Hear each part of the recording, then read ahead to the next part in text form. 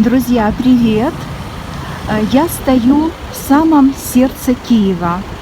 Смотрите, рядышком с Золотыми воротами. Вот они. Ну, как видите, на самом деле они больше деревянные и каменные, чем золотые. Так, вот я буквально вот здесь начну свою сегодняшнюю прогулочку, и о Золотых воротах я расскажу в следующий раз в отдельном своем выпуске. А сегодня, буквально сейчас, я иду в направлении улицы Ярославов вал. Я нахожусь в начале улицы Ярославов вал. Вот так вот туда вот она пошла. И вот это вот прямо перед нами по курсу вот такой вот красивый в романо-готическом стиле дом, замок. У него много названий.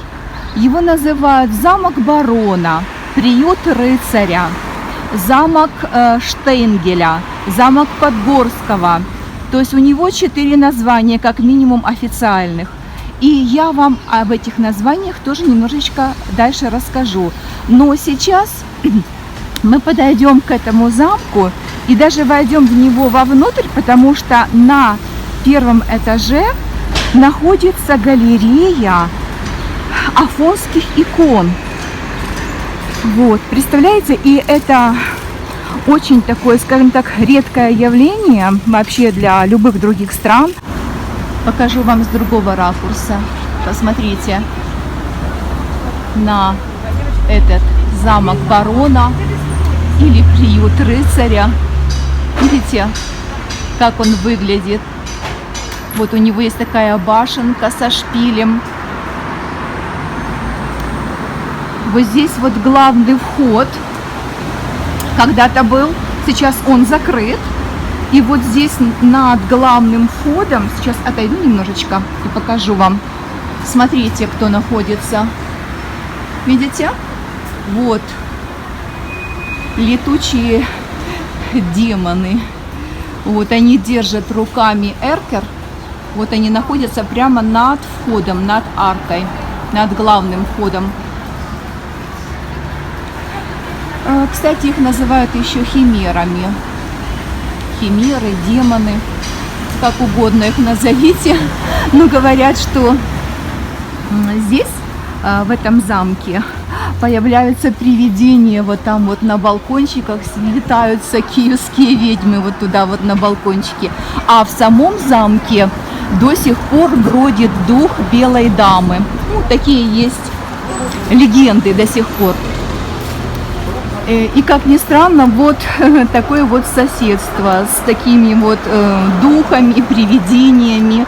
Вот здесь вот находятся чудотворные иконы афонские, галерея Ризница, буквально вот в этом же здании. Смотрите, это и есть этот замок барона. А галерея находится на первом этаже. Она очень знаменитая.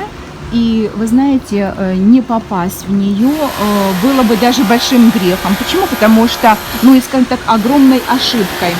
Почему? Потому что мы все знаем, что на гору Афон нельзя зайти женщинам. Это недоступно для женщин, только мужчины могут пройти.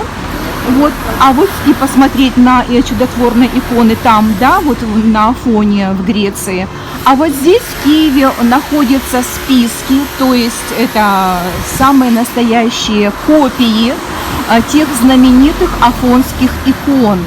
И одна из них очень, кстати, чудотворная. Она находится вот буквально здесь, в этой галерее. И если мне удастся там внутри поснимать, то я вам ее обязательно покажу и потом расскажу о ней. Друзья, мне любезно разрешили там снимать, но я решила сделать это тихо, только съемку, без комментариев, чтобы не мешать людям, которые там молятся возле икон. А озвучку я решила сделать сейчас. Вы видите сейчас иконы. Это самые настоящие иконы, привезенные из Афона. Вот. И это, конечно же, списки древних икон. Очень удобно сделано то, что возле каждой иконы есть описание и молитвы. Описание, вот видите, вот сейчас я показываю вот такие вот таблички. Описания даны на украинском и на английском языке. Внизу идет аналог на английском. На русском нет, и поэтому я решила это озвучивать специально для вас на русском.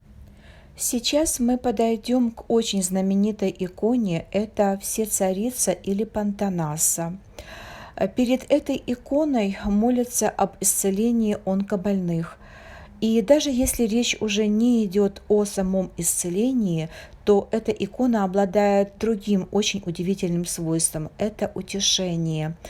То есть молитва перед этой иконой действительно дает спокойствие и утешение самому больному и его родственникам. Я покажу вам все иконы, которые находятся в этой галерее. И здесь действительно собраны иконы, которые считаются самыми чудотворными в православном мире. И все они написаны монахами на Афоне и привезены специально сюда, в Киев. Радует то, что возле каждой иконы можно постоять столько, сколько тебе хочется, поставить свечку, помолиться. Текст молитвы есть возле каждой иконы. Мы сейчас подошли к иконе святого архангела Михаила. Я вам не раз уже говорила, что святой архангел Михаил есть покровителем нашего города Киева. И, кстати, не только Киева, но и Оболонского района. Радует также то, что сюда можно зайти абсолютно бесплатно. Эта галерея работает каждый день без выходных, то есть она работает практически как церковь. Сюда можно прийти в любой день. Мы подошли к знаменитой иконе «Сладкое лобзание» или «Гликофилоса». Это очень чудотворная икона. Перед ней молятся об исцелении от бесплодия. И есть очень много свидетельств такого исцеления. Считается, что оригинал этой иконы написал сам евангелист Лука, а перед нами, конечно же, копия, правда, очень старенькая. Посмотрите, как она во многих местах даже потрескалась. Также перед этой иконой просят родители за детей и дети за родителей. А также просят перед этой иконой найти свое предназначение в жизни. Друзья, пока вы будете рассматривать следующие иконы, я хочу с вами поделиться некоторой информацией. Знаете, когда я там ходила от иконы к иконе, меня не покидало такое ощущение светлой радости и осознание того, что я могу лицезреть настоящие афонские иконы. То есть я могу их лицезреть, я могу прикоснуться, я могу их поцеловать, я могу поставить свечку, помолиться возле них.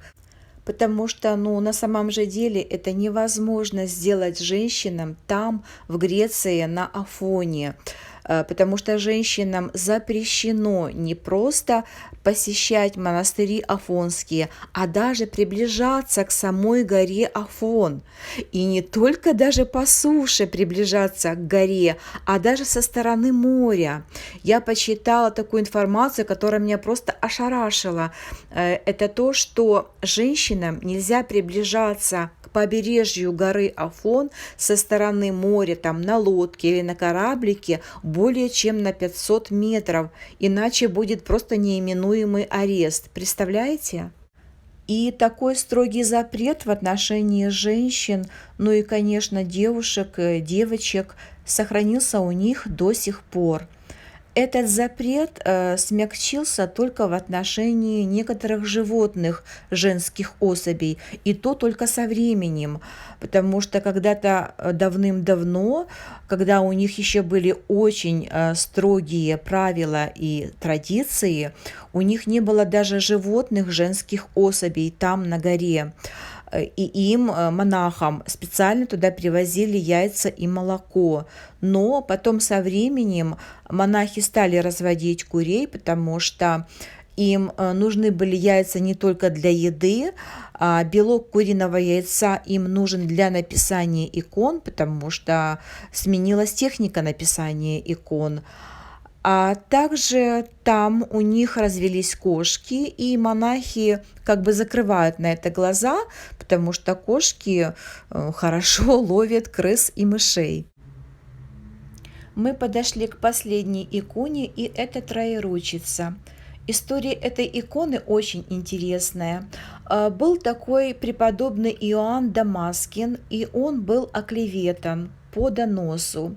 Ему отрубили руку, и он всю ночь молился перед иконой Пресвятой Богородицы, а на утро обнаружил, что рука приросла, и он в благодарность за такое чудесное исцеление заказал у мастера серебряную руку и приложил ее к иконе Пресвятой Богородицы. И с тех пор существует вот такая вот икона Троеручица. Друзья, мы с вами только что условно побывали на Святой горе Афон. Я показала вам все чудотворные иконы, которые находятся в этой галерее. Я не о всех иконах вам рассказала, но, кстати, рекомендую вам посмотреть очень новый фильм. Называется он «Где ты, Адам?». Он вышел в прокат буквально в прошлом году, и это очень нашумевший фильм. Он получил даже гран-при на одном из кинофестивалей. Это украино-греческий фильм, и он снят там, на горе Афон, в одном из монастырей, в котором, кстати, находится икона Скоропослушница, которую я вам тоже сегодня показала здесь, в этом зале. Фильм документальный, он очень интересно снят, потому что там идет живой рассказ настоятеля этого монастыря. И он рассказывает и о самой иконе, о ее чудесах, которые происходили даже с монахами. Он рассказывает о тяжелой жизни монахов, о каждодневном их труде и борьбе даже с морем, потому что монастырь находится буквально на отвесной скале со стороны моря. Как видите, в этой галерее есть и церковный магазин. Здесь можно приобрести небольшую икону или крестик. Все они уже освячены. Для тех, кто хочет попасть в эту галерею, она находится на улице Ярослава Вал, номер 1. Это буквально рядом с метро «Золотые ворота». Друзья, надеюсь, вам понравилась моя экскурсия, и я вам всем желаю здоровья, добра, мира и любви.